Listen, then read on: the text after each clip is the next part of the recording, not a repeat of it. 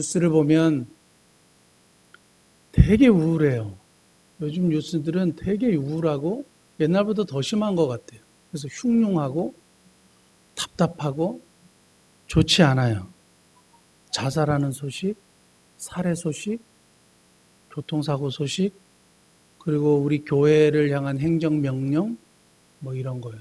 그리고 차별금지법, 이런 거. 차별을 금지하는 것을 법으로 만든다? 너무 좋은 일이죠. 너무 좋은 일인데, 딱 한 가지요. 여러 가지 독소 조항 중에 꼭 여러분들에게 말씀드리고 싶은 게 있어요. 차별금지법이 통과되면 우리가 믿는 성경 중에 동성애는 죄다 말 못해요. 그거는 이 사람들도 인정했어요. 밖에서 제가 동성애는 죄다 그러면 현행법으로 잡혀가요. 아니면 벌금을 물어요.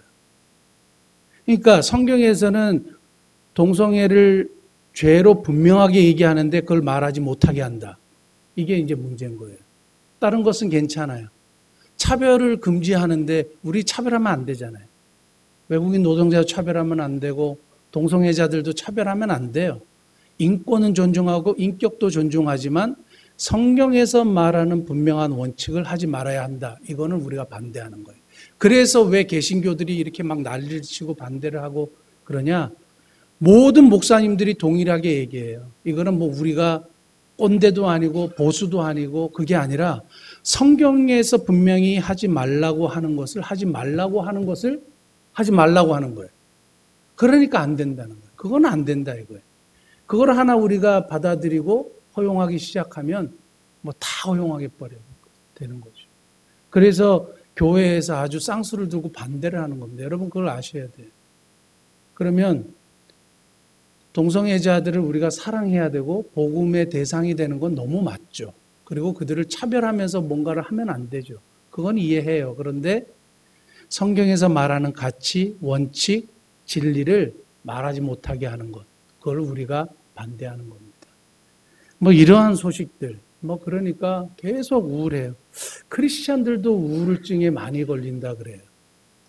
그거는 예수님을 중심으로 모셨는데 어떻게 그럴 수 있느냐 하는데 막상 뚜껑을 열고 보니까 크리스찬들이 우울증에 너무너무 많이 걸립니다. 여러분 요즘에 코로나 블루라는 말을 아세요? 신조어인데요. 코로나는 코로나19를 얘기하는 거고 블루는 우울증의 영어예요. 그러니까 코로나 우울증이에요. 코로나로 인하여 생긴 우울증들이 사람들 사이에 팽배하는데 특별히 저소득층 그리고 장애를 가진 분들, 직장을 잃은 분들 이런 분들이 극단적인 선택을 하도록 이렇게 막 하는 것이 이 코로나 블루예요. 그러니까 이런 것에 우리 모두 다 노출되어 있죠. 의기소침해지고 무기력해지고 삶의 의미가 없어지고 그냥 이랬다가 그냥 죽었으면 좋겠다 하는 사람들이 너무너무 많은 거죠. 이러한 시대에 하나님은 어떤 분이신가? 제가 그걸 고민했어요. 이러한 시대에 하나님이 응답도 더디하시는 것은 하나님의 뜻이 있어서 그러실 것이고 하나님이 확 이 문제를 해결해 주지 않는 것은 뭔가 다른 하나님의 계획이 있기 때문에 그러실 것이다 라고 다 이해를 해요. 거기까지 이해를 하는데 도대체 하나님은 어떤 분이신가? 그냥 침묵망하고 가만히 지켜보는 하나님이신가? 도대체 하나님은 어떤 분이신가? 오늘 그 말씀을 좀 드리려고 하고 그러면 이런 시대에 하나님의 백성들인 저와 여러분들은 어떠한 일을 해야 되고 어떻게 살아가야 되는지에 대한 이야기를 조금 나눠보려고 합니다. 오늘 뭐 말씀드린다고 그것이 뭐 다 해결되고 뭐 다 하면 좋겠지만 그냥 우리가 한번 이렇게 짚고 넘어가면 좋겠다 말씀을 나누기를 원합니다. 조금 전에 크리스찬들도 우울증에 걸리고 어려움을 겪기도 하죠. 크리스찬들도 실패를 합니까? 실패를 하죠. 실수도 하고 잘못된 일도 경험하고 오늘 그 대표적인 사례가 요나예요. 요나는 하나님 앞에 철저하게 불순종하고 도망갔던 인물이에요. 도망갔던 인물이고 실패의 대명사예요. 그런데 오늘 하나님께서 그를 다시 사용하시는 내용입니다. 1987년도에 미국에 아주 독보적으로 그리고 많은 사람들에게 영향력을 끼친 목사님이 한 분 있어요. 이름이 골든 맥도날드 목사님이에요. 혹시 기독교 서적을 이렇게 좀 종종 읽으셨던 분들은 아실 수 있어요. 골든 맥도날드. 그 세계 여러 가지 선교회 중에 IVF라는 선교회가 있습니다. 여기 IVF 총재를 지내시고 또 신학교 총장도 하시고 베스트셀러를 굉장히 많이 냈어요. 그래가지고 사람들이 이분을 너무너무 좋아하고 그래서 영향력이 엄청났어요.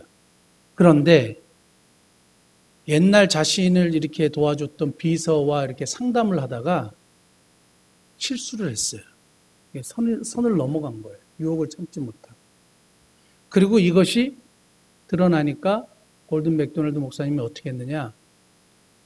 철저하게 공개적으로 자기의 죄를 인정하고 잘못했다 그러고 용서를 구하고 모든 공직에서 물러났어요. 책도 쓰지 않고 자기가 담임했던 대형교회도 사임을 하고 용서를 구하고 사임을 하고 완전히 깨끗하게 물러났어요. 아무 일도 하지 못하는 그런 사람이 됐어요. 그리고 그분에게 실망해서 사람들이 다 주위에서 떠나가 버렸어요. 그 소식을 듣고 제가 나왔던 달라스 신학교의 총장이셨던 찰스 스윈돌 목사님하고 Focus on the Family라는 유명한 그 단체, 라디오, 제임스 답슨이라는 분, 이런 분들이 골든 맥도날드 목사님을 찾아가가지고 상담해 줬어요. 도와줬어요. 그리고 그가 좀 재기할 수 있도록 유능한 정신과 의사를 붙여줬어요. 그리고 그가 회복할 수 있도록 최선을 다해줬어요. 3년이 딱 지났어요. 보니까 목사님이 정말 많이 회복하신 것이 보여서 이 골든 맥도날드 목사님이 담임하셨던 그레이스 채플, 이 교회에서 장로님들이 골든 맥도날드 목사님을 다시 담임 목사님으로 재청빙을 했어요. 물론 소수들이 반발했죠. 어떻게 그런 사람을 하냐고. 그러니까 우리가 봤을 때 이분은 완전히 회복한 분이다. 그리고 자기의 죄에 대해서 철저하게 해결한 분이다. 하고 이분을 다시 담임 목사님으로 청빙을 했어요. 그리고 그 교회에서 다시 담임 목사님이 되고 또 사람들에게 영향력을 끼치는 인물이 됐어요. 그게 어디서 드러났냐 하면 1990년대에 정확하게 여러분 기억하실지 모르겠지만 느윈스키 스캔들이라는 얘기를 들어보셨습니까? 빌 클린턴 대통령이 탄핵 위기를 맞았어요. 왜 탄핵 위기를 맞았느냐? 선을 넘어간 거죠. 자신의 비서 리인스키하고 스캔들이 터진 것이고 그것이 사실로 발각됐는데 빌 클린턴 대통령은 어떻게 했느냐? 그걸 은폐했어요. 그래서 끝까지 숨기려고 했어요. 그런데 그게 숨겨질 수 있는 문제가 아니잖아요. 그래서 이게 폭로가 됐어요. 그래서 탄핵 위기에 처했어요. 그때 누구를 상담사로 불렀느냐? 이 골든 맥도날드 목사님을 상담사로 부른 거예요. 그래서 빌 클린턴 대통령을 도와주라. 그리고 나를 도와달라. 그래서 이 골든 맥도날드 목사님을 백악관으로 초청했어요. 그래서 3주에 한 번 3시간씩 빌 클린턴 대통령하고 만나서 이야기하고 자기가 고뇌하면서 이 어려운 가운데 모든 친구들이 다 떠났을 때에 너무 괴로워하면서 힘든 고통 중에 썼던 책을 이제 빌 클린턴 대통령이 읽는 겁니다. 그러면서 이제 얘기를 하는 거죠. 상담을 하고. 나도 완전히 실패자였고 나도 완전히 패배자였고 주위의 모든 사람들이 다 떠나가서 정말 지옥 같은 삶을 살았는데 한순간의 명예는 그냥 땅바닥으로 추락하고 그때 사람들이 생각하는 게 뭐겠어요? 극단적인 선택인 거죠. 그런데 선택하지 않고 끝까지 이겨냈죠. 그러면서 이분이 뭐라고 얘기했냐면 정말 실패한 사람들을 만나서 상담을 해보면 정말 이분이 얼마나 끔찍한 실패를 했는지 발견하게 되는데 빌 클린턴 대통령이 그런 사람이었다고 얘기를 했습니다. 그리고 나서 이런 얘기를 합니다. 나도 실패했었습니다. 나도 모든 것을 잃은 경험이 뭔지 알고 있습니다. 그런 순간에는 당신을 믿어왔던 사람들이 당신을 떠나 다시는 나타나지 않게 되는 경우도 있습니다. 그러나 중요한 것은 그 실패의 순간에 하나님이 하시는 말씀이 무엇인지 귀 기울여야 한다는 것입니다. 실패의 순간에 정말 중요한 것. 사람들은 다 실패할 수 있고 실수할 수 있고 넘어질 수 있어요. 천하의 어떤 사람이라도 그 유혹 앞에 넘어지지 못할 사람이 없다는 얘기입니다. 그것이 인간의 연약함이에요. 근데 그때 실패했을 때 중요한 건 뭐냐 하면 하나님이 뭐라고 말씀하시는지 귀 기울이는 것. 하나님이 뭐라고 말씀하시는지 귀 기울이는 것. 여기서부터 시작되는 거예요. 그래서 빌 클린턴 대통령에게 이것을 조언하고 이야기를 해주고 자신의 책을 읽게 하고 성경을 읽게 하고 하나님께로 나아가게 했다는 거죠. 그래서 결국에는 빌 클린턴 대통령이 잘 마무리를 했습니다. 실패의 대명사 그리고 하나님 앞에 불순종했던 사람의 대명사였던 요나가 우리 요나서는 누구나 다 아는 내용이지만 한 번 더 간단하게 말씀드리면 불순종해서 하나님이 니느웨로 가라고 했는데 다시스로 갔어요. 그래서 풍랑이 일어났어요. 근데 하나님이 정말 전설과 같은 이야기 큰 물고기를 준비하시고 요나를 삼키도록 하시고 요나가 철저하게 회개하고 내가 서원한 것을 갚겠습니다라고 얘기하니까 육지에 토해냈어요. 근데 그 육지가 어디냐? 니느웨 쪽인 거예요. 육지에 토해냈어요. 그리고 나서 하나님이 오늘 본문 말씀이에요. 이게 기가 막힌 겁니다. 3장 1절. 여호와의 말씀이 두 번째로 요나에게 임하니라 이르시되 2절 같이 읽겠습니다. 일어나 저 큰 성읍 니느웨로 가서 내가 너에게 명한 바를 그들에게 선포하라 하신지라. 아멘. 우리 1장 2절 한 번만 찾아볼게요. 1장 2절. 1장 2절. 이게 첫 번째 요나에게 말씀하신 내용이에요. 1장 2절 같이 읽겠습니다. 너는 일어나 저 큰 성읍 니느웨로 가서 그것을 향하여 외치라 됐습니다. 첫 번째 명령과 두 번째 명령이 동일해요.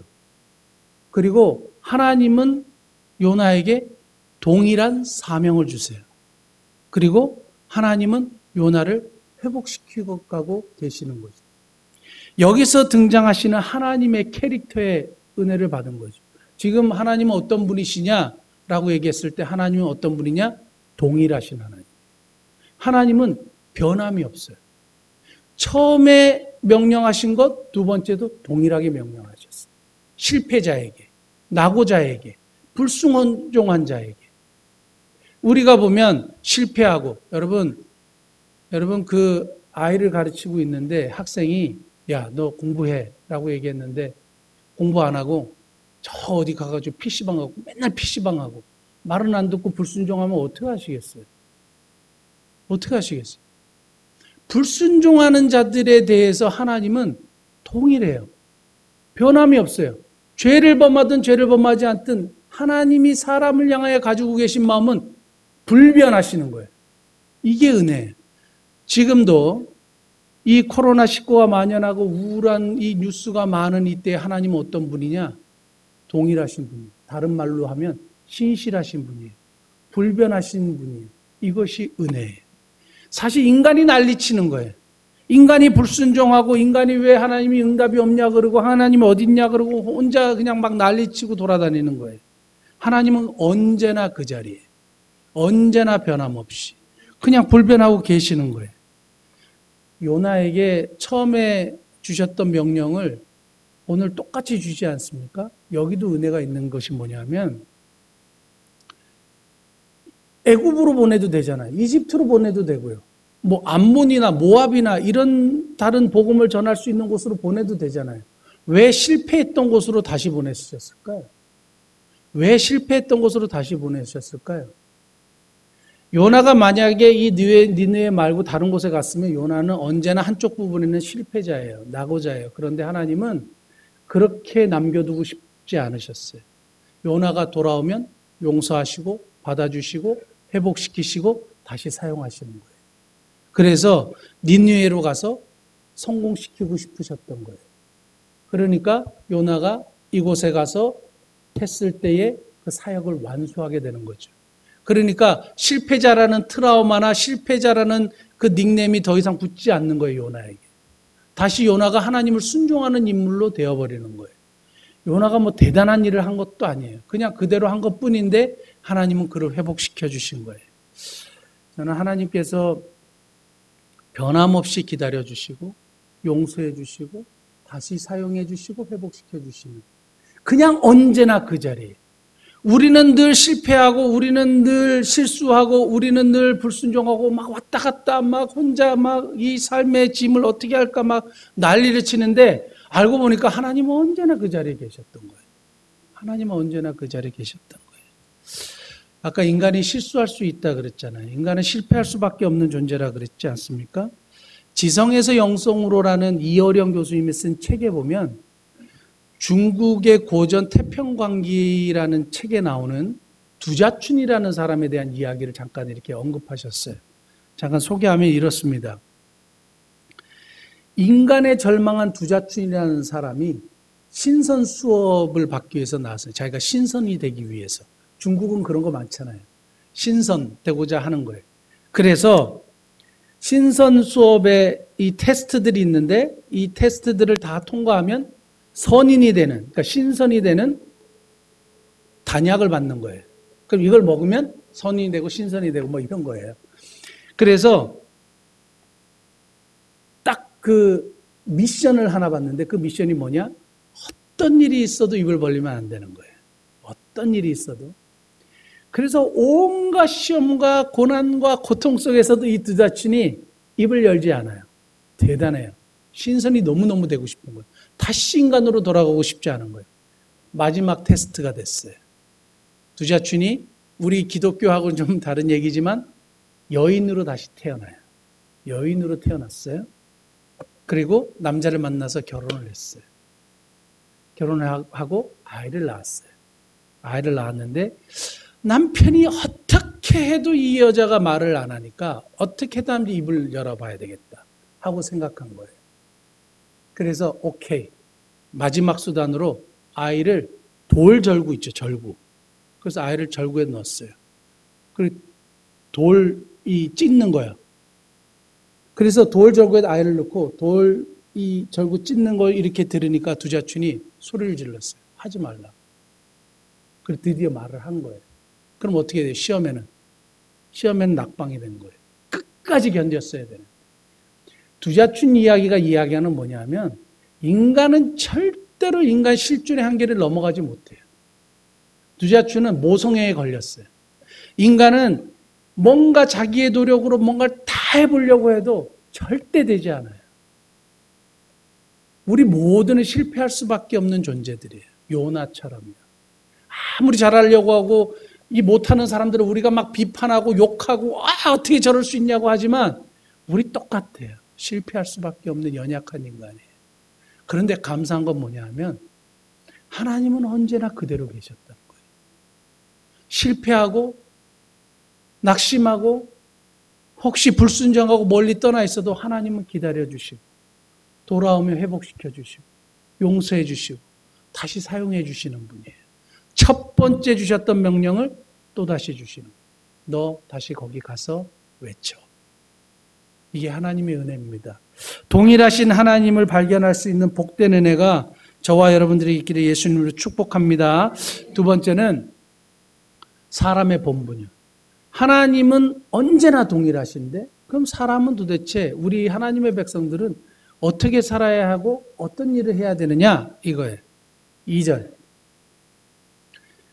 일어나 저 큰 성읍 니느웨로 가서 내가 너에게 명한 바를 그들에게 선포하라 하신지라 하고 하나님이 명령을 내리셨어요. 3절 같이 읽겠습니다. 요나가 하나님의 말씀대로 일어나서 니느웨로 가니라. 니느웨는 사흘 동안 길을 걸을 만큼 하나님 앞에 큰 성읍이더라. 아멘. 3절에 정확하게 인간이 해야 되는 게 뭐예요? 하나님의 말씀대로 일어나서 가는 거예요. 이거는 하나님의 명령에 따라 사는 것, 하나님의 말씀에 따라 사는 것, 그것이 인간의 본분인 것을 우리에게 정확하게 보여줘요. 하나님은 언제나 동일하신 분이시고 우리가 실패하고 우리가 실수하고 우리가 불순종해도 하나님은 언제나 그 자리에 변함없이 우리를 기다리고 계셨고 우리가 돌아오기를 원하셨고 회복시키시기를 원하셨고 다시 사용하기를 원하셨어요. 그래서 돌아온 하나님의 백성들은 뭘 해야 되느냐? 하나님의 말씀을 따라 살아야 하는 거예요. 자, 전도서 12장 13절 한번 찾아볼까요? 전도서 12장 13절. 이거는 모든 것을 다 경험했다고 하는 인생이 정말 헛되고 헛되다라고 그렇게 얘기했던 지혜자 솔로몬이 마지막 결론으로 얘기한 거예요. 12장 13절 같이 읽겠습니다. 일의 결국을 다 들었으니 하나님을 경외하고 그의 명령들을 지킬지어다. 이것이 모든 사람의 본분이니라. 뭐 다 헛되다 그랬어요. 모든 것이 헛된데 맨 마지막에 솔로몬이 결론을 내리기를 뭐라 그랬냐면 일의 결국을 다 들었지. 다 헛되고 다 필요 없는 일이고 다 지나가는 일이야. 그런데 사람은 하나님을 경외하고 그의 명령을 지켜야 해. 그것이 결론이야. 그것이 우리들의 본분이고 우리들의 해야 될 일이야. 마지막 남은 일이 하나 있다면 그것은 하나님의 명령을 따르는 것. 그러니까 오늘 요나가 사실 큰 거 한 것 아니에요. 그냥 하나님의 말씀에 예 하고 말씀대로 가서 외친 것밖에 없어요. 그것이 사람의 본분이라는 거예요. 성경 전체를 통틀어서 하나님이 우리에게 명령하시고 지금 이 시대에도 우리에게 계속 말씀하시는 건 뭘까요? 코로나 시대에도 변함없이 말씀하시고 사랑하라는 거죠. 하나님을 사랑하고 이웃을 사랑하고 이것이 첫째 되고 큰 계명이에요. 둘째 계명도 사랑하라는 거예요. 이것이 하나님이 우리에게 주신 명령이에요. 변함없는 명령이에요. 코로나 시대나 포스트 코로나 시대나 하나님의 명령이에요. 이것을 우리가 구체적으로 어떻게 할 것이냐. 제가 고민한 게 그거예요. 제가 어느 한 백화점 앞에 지난주에 갔는데 전도하는 분들을 봤어요. 예수를 믿으시면 예수 한 장 뭐 이렇게 막 하시는 거예요. 옛날 스타일의 전도를 하는데 저걸 요즘에 사람들이 듣고 과연 복음을 전도하는 열정은 너무 좋은데 될까? 그리고 그 옆에 또 아는 뭐 친구 권사님인지 누군지 모르겠지만 예수 믿으세요, 예수 믿으세요, 예수 믿으세요 하고 이제 전도지를 이렇게 나눠주시는 거죠. 열정은 참 대단한데 요즘 비대면이잖아요. 대면으로 이렇게 손소독을 하지 않고 계속 이렇게 하면 사람들이 이렇게 예수 믿는 사람들도 약간 이른단 말이죠. 저에게 과연 옳은 방법일까? 그냥 열정은 높이 평가하지만 과연 저게 하나님의 사랑을 실천하는 좋은 방법일까? 이런 생각을 하게 됐습니다. 하나님의 명령은 우리에게 주어져 있는데 과연 우리는 어떻게 이거 실천할 수 있을까? 필리핀에 가난한 백성들이 굶는다는 이야기를 듣고 우리가 헌금을 해서 보내서 오늘도 영상을 보겠지만 그 가난한 사람들을 돕는 것 너무너무 잘한 일이다 생각을 했어요. 필리핀의 그 교회에 비가 샌다는 얘기를 듣고 우리 어제까지 돈 다 보냈습니다. 돈 다 보냈고 목민성교회하고 교회가 합쳐서 보내서 180만 원 들여서 공사를 다 하게 했어요. 그것도 잘한 일이에요. 복음을 전파하는 교회를 수리한 일이니까. 선교사님들 코로나 시기에 힘들다고 우리 2배로 올렸거든요. 사실 2배라 해도 얼마 되지도 않아요. 근데 2배로 올렸는데 코로나 시기니까 2달 동안은 그 2배를 더 드리자 해서 2달 동안은 2배로 지급해요. 다 좋은 일이고 하나님 명령에 순종하는 일인데 제 마음에 계속 부담이 되는 게 있었어요. 이런 시대에 복음을 어떻게 전할 것이냐, 전도는 어떻게 할 것이냐 고민이 되는 거예요. 그래서 생각해낸 게 이겁니다. 비대면 마스크요. 그럼 이걸 어떻게 할까? 이렇게 막 나눠줄 거야. 그럼 뭐 의미가 없을 것 같고 그냥 우리 주변부터 그냥 우리 교회가 할 수 있는 만큼만 하자 생각을 했어요. 그래서 제가 여러분들에게 먼저 나누지 않고 테스트를 했습니다. 제가 이렇게 코로나 함께 이겨내요. 그리고 막 여기 요한복음 3장 16절도 썼다가 하나님 당신을 사랑합니다 막 썼다가 어떻게 하는 게 가장 좋을까 하다가 엘리베이터에서 마스크를 꼭 착용해 주셔서 다른 분들을 배려해 주세요. 마스크 없이 나오신 분, 꼭 필요하신 분만 한 장 사용해 주세요. 그걸 보고만 안 썼어요. 그러니까 요한복음 3장 16절 하나님이 세상을 이처럼 사랑하사 했다가 지웠다가 막 했다가 마지막 결론이 일단 나중에 또 바꿀 거예요. 그래서 이거를 여기는 사람들이 너무 많이 다니니까 그 엘리베이터에 딱 붙여봤어요. 앞면에 옆에다가 이쁘게 딱 이렇게 딱 붙여놨어요. 3장 붙여놨거든요. 2장, 1장. 이렇게 3장 붙여놓고 조금 있다가 딱 갔는데 반응이 폭발적이에요. 기가 막혀요. 그 다음에 또 붙여봤어요. 제가 2장. 그리고 좀 있다가 엘리베이터 탔더니 놀라워요. 싹 없어졌어요. 제가 그리고 다 실험해 봤거든요. 그리고 1층에 이렇게 사람들이 제일 많으니까 1층 앞에 이렇게 4장 붙이고 옆에 버튼 옆에 이렇게 붙였어요. 잠깐 스토리 카페 갔다가 왔더니 놀라워요. 싹 없어졌어요. 아, 우리가 할 수 있는 일이 있구나. 하나님의 명령을 그대로 한번 실천해 보면 어떻게 하면 좋겠다. 사실 조금만 고민하면 되는 거예요. 이거보다 더 좋은 아이디어가 있는데 저는 여기까지밖에 생각을 못했어요. 참 좋은 일인 것 같아요. 우리 예수님의 이름으로 이렇게 전도할 수 있다는 건 너무너무 중요한데요. 작은 실천이 중요한 거예요. 오늘 요나를 보면서 아주 놀라운 원리 하나 발견했는데요. 우리의 본분을 다할 때 3가지인데 첫째는 과하게 하지 않아요. 요나는 가가지고 막 열심을 내가지고 막 이 사람들을 변화시켜야지 막 하고 막 난리를 치거나 포장하거나 과장하거나 하지 않았어요. 그냥 가서 그냥 한마디 외친 거 그게 끝이에요. 그 다음에 설득력으로 하지도 않았어요. 막 이 사람들은 이런 문화를 가지니까 이렇게 하고 막 포장하고 어떻게 하면 좋을까 치장하고 막 확대하고 해가지고 하지 않았어요. 그냥 있는 그대로 했어요. 그 다음에 본문에는 나오지 않지만 돈으로 하지 않았어요. 돈으로 하지 않았어요. 우리가 선교하다 보면 교회에서 우리 선교사님들이나 자꾸 얘기 나오는 게 뭐냐면 돈이 있어야 하지. 아우 목사님 그 돈이 있어야 하는 거예요. 선교나 전도나 구제나 봉사는 절대 돈으로 하는 거 아니에요. 절대 돈으로 하는 거 아니에요. 돈은 필요하면 하나님이 공급해 주시는 거예요. 하나님이 공급해 주시는 거예요. 예전에 제가 모시고 있었던 이제 김진홍 목사님이 이런 얘기를 하셨는데, 할아버지가 동네 머슴이셨대요. 동네 머슴이셨대요. 그래서 할아버지가 동네 머슴인데 주인집 따님하고 나중에 이제 결혼을 했어요. 너무 성실해가지고. 그래서 본인이 이제 그 자손으로 태어났다고 얘기하는데, 할아버지가 주인집 그 할머니한테 딱 가서 이렇게 아침에 딱 일을 하기 위해서 딱 이렇게 기다리고 있으면, 뭐, 김서방, 자네는 저희 가서 일을 하게. 그럼 네, 그러고 가는 거예요. 그러면 주인집 할머니가 알아서 세찬 보내주고, 알아서 음식 보내주고, 알아서 물 보내주고 하는 거예요. 그때 하나님의 사역의 원리를 본인이 깨달았다고 말씀하셨어요.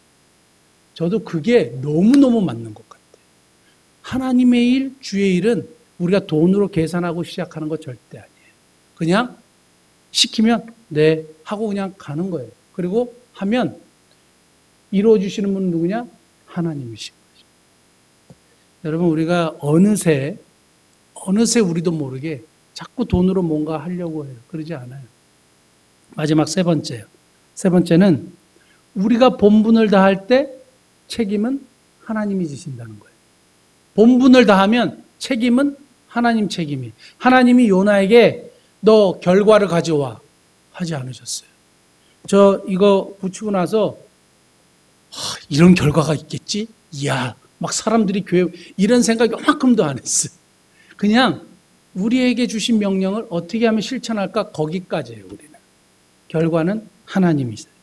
근데 우리가 자꾸 뭔가를 결과를 보려고 하고 난리예요. 요즘 목사님들 얘기를 들어보면 가끔 그 교회에서 이렇게 사임을 한 목사님들 있잖아요.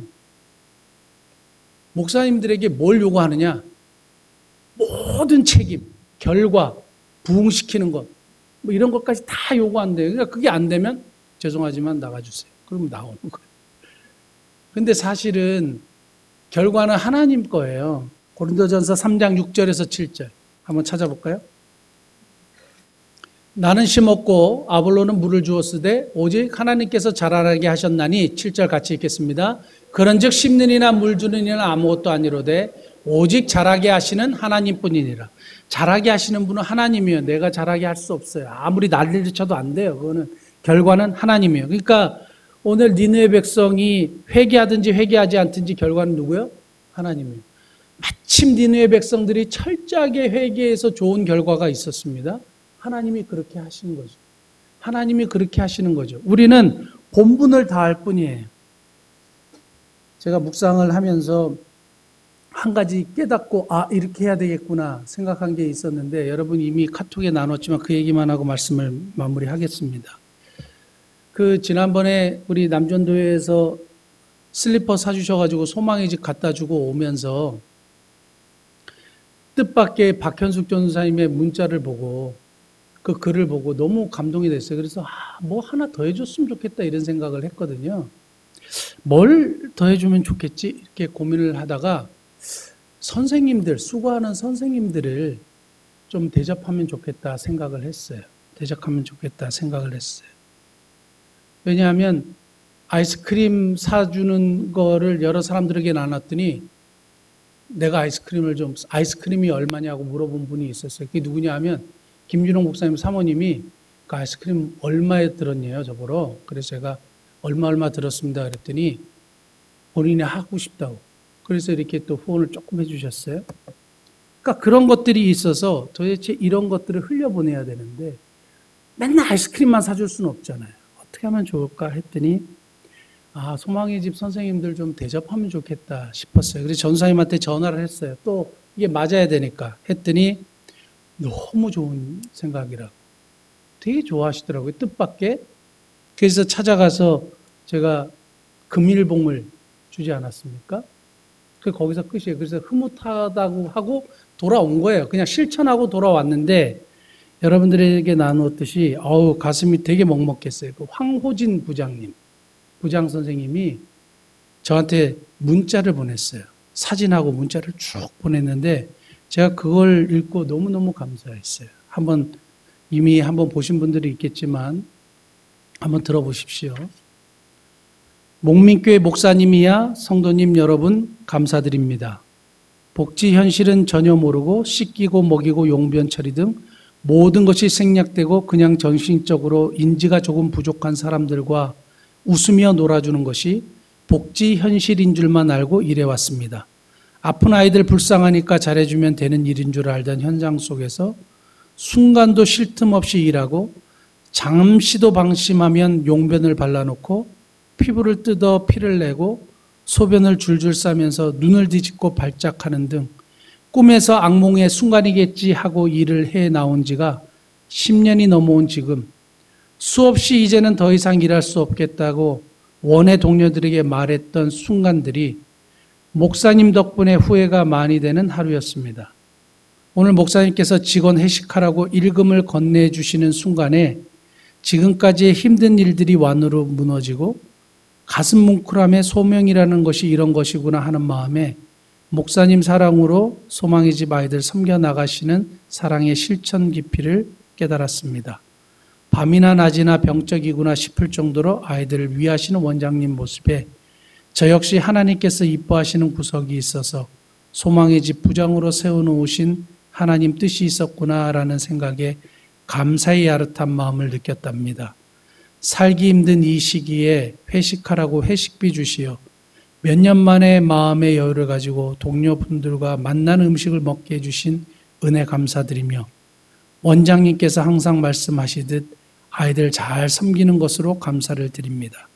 목민교회 목사님, 성도님들 하시는 일, 그리고 예수님의 더 멋진 자녀의 본분 다 하시는 복 받으시길 간절히 감사로 인사드립니다. 소망의 집 황호진 부장 올림. 대단한 일도 아니고 그냥 작은 일을 실천했어요. 근데 이분에게 이러한 힘듦과 그만두고 싶었던 마음을 전혀 몰랐죠. 그런데 그거가 그분에게 위로가 됐대요. 뭐 거짓말하면서 막 이렇게 일부러 썼겠습니까? 그러지 않아요. 진실한 마음으로 나눈 거죠. 그러니까 우리가 하나님께서 기뻐하시고 원하시는 일, 작은 일 실천하면 그 결과는 하나님이 하시는 거예요. 우리에게 이러한 수많은 간정들이 더 풍성한 미사목민교회 되시고 우리 성도님 되시기를 예수님의 이름으로 축복합니다. 기도하시겠습니다.